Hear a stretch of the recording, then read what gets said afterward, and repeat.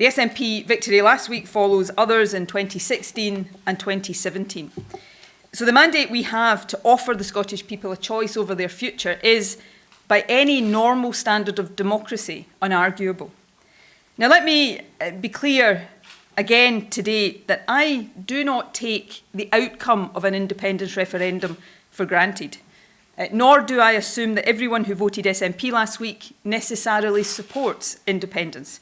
I recognise the work we have to do to persuade a clear majority of people in Scotland that independence is the best future for our country. That is why in the months ahead we will update the detailed and substantive case for Scotland becoming an independent nation.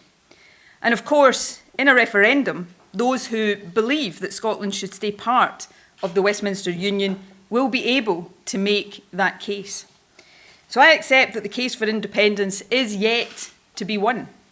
But the election last week put beyond any reasonable argument our mandate to offer people in Scotland that choice. We built a coalition around this principle, and now that the election is over, I believe an even broader coalition is being formed. And the right to choose is not just a demand from me as First Minister or from the SNP. It is based on the solemn right of the people of Scotland to decide our own future.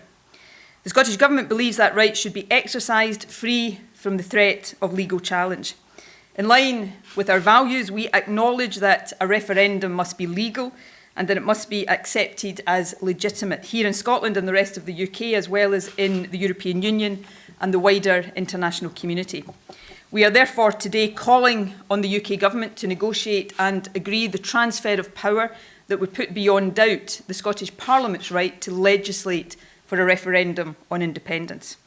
Together with the constitutional and democratic case for that transfer of power, we are also publishing the draft legislation that would give effect to that.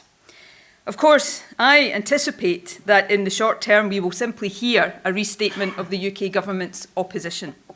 But they should be under no illusion that that will be an end of the matter. We will continue to pursue the democratic case for Scotland's right to choose.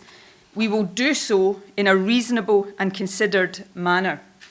And we are setting out that case in detail because we believe that the UK Government, on this as on any issue, has a duty to respond in a similarly considered and reasonable manner.